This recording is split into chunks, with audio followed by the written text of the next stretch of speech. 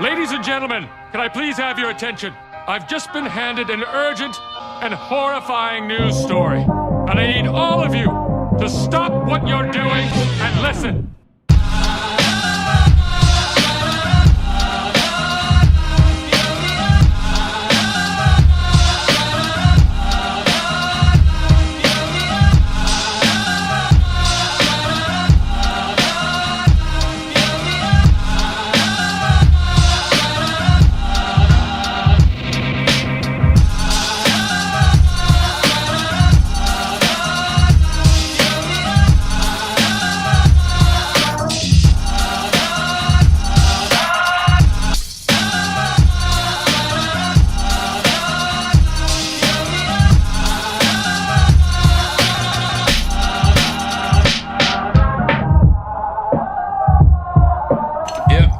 Made with bits of real panther, so you know it's good.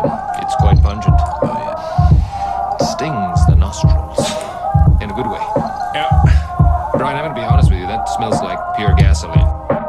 60% of the time, it works. Every time. That doesn't make sense.